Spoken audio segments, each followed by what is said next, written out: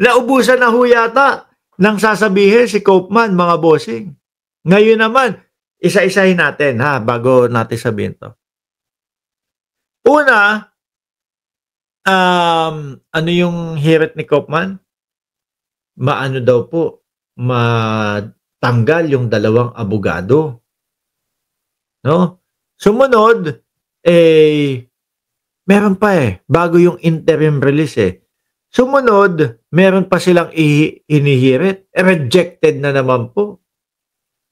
Sumunod, yung interim release. Mukhang wala na naman patutunguhan. Ngayon, ito naman po, kampo ni Duterte, isara ang ICC case. Malabo naman ho yan, mga kababayan. Lahat ng hiniling nila, reject.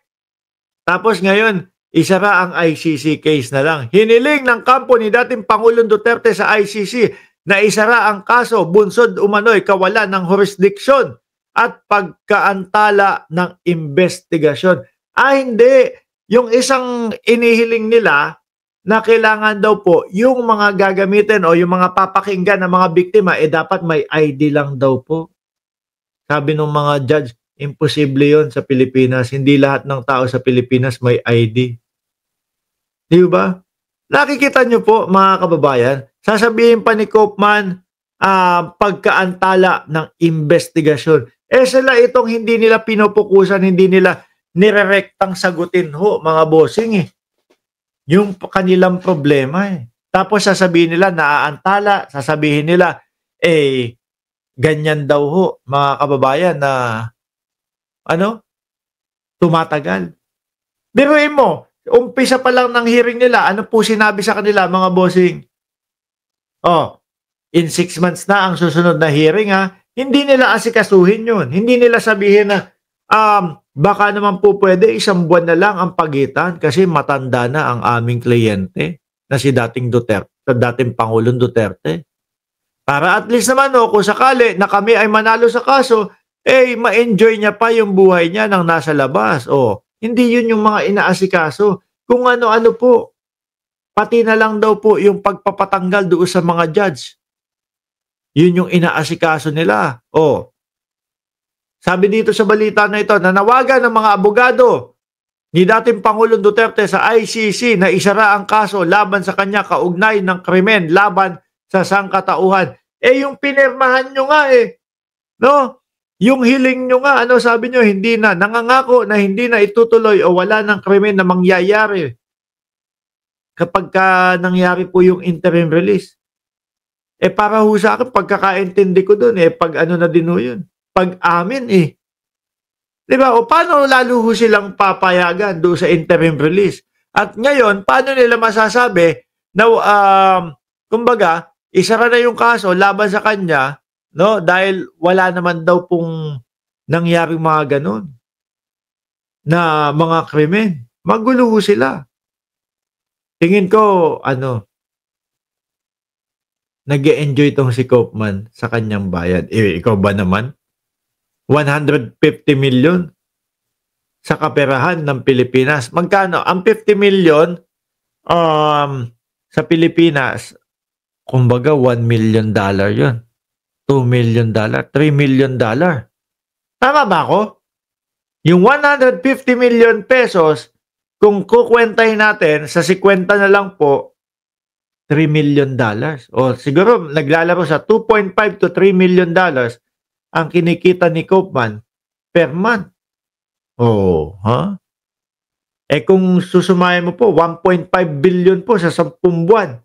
Pera ng Pilipinas. Laki no, daming pera ng mga Duterte, mga kababayan, para po makakuha ng lawyer na kagaya ni Koopman.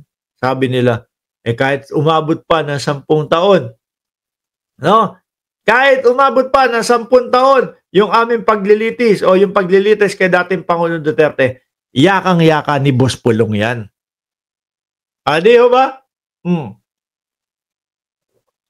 Kayang-kaya ni Boss Pulong yan. Sagot ni Boss Pulong yan. Syempre ho, mga kababayan, tatay niya yun. Di ba? Malamang ho, anak ang gagastos dyan. Wala namang iba. Di ba?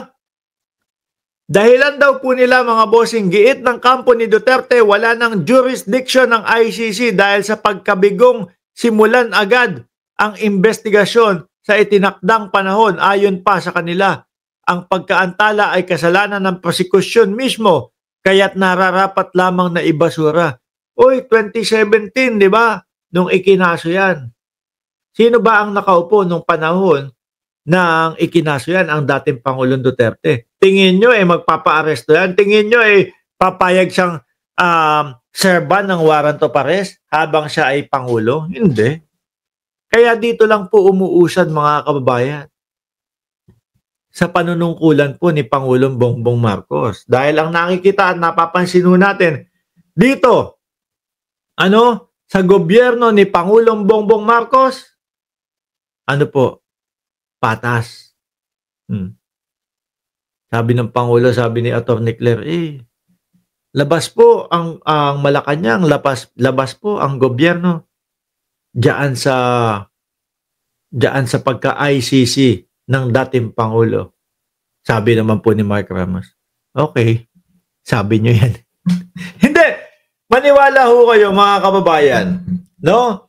Pagka ho nalaman ng mamamayang Pilipino na may kinalaman ang Malacanang o si Pangulong Bongbong Marcos kung bakit ho nasa ICC si Duterte, baka malamang po magbunyi pa po ang taong bayan. O ayan, naranasan nyo yung tinatawag nyong weak leader. Baka magsaya pa po. Sino po naniniwala sa akin mga kababayan na pag nalaman po ng taong bayan na si Pangulong Bongbong Marcos isa diyan sa nakipag-ugnayan sa ICC, masasaya. O ako, pag nalaman kong ganun, masaya ako, no? Nalasap ninyo yung sinasabihan ninyo ng mahinang leader, na weak leader. Di ho ba? Sabi ni Sir Archie Beroya, isang container van ang pera nila pag naikas. Ang dami nun, ha? Grabe yun, sir. Wala na ho ito. Teknikalidad na lang dumadali. Sumusubok na lang ho ito, mga bossing. Kasi po, kung malakas na lawyer yan at malakas ang depensa nila, rerektahin nila, iisa-isahin nila yung mga ibinibintang sa kanila. Di po ba? Ito, ano siya sabi niyan? Nabiktima. Sige, paliwanag mo. Didepensahan namin yan. Ganun dapat. Hindi na. Mga teknikalidad na lang po. Yung mga hirit nila, mga bossing. Di po ba? Ngayon mga kababayan, ito, yung impeachment, isa pa din ito. Yung impeachment,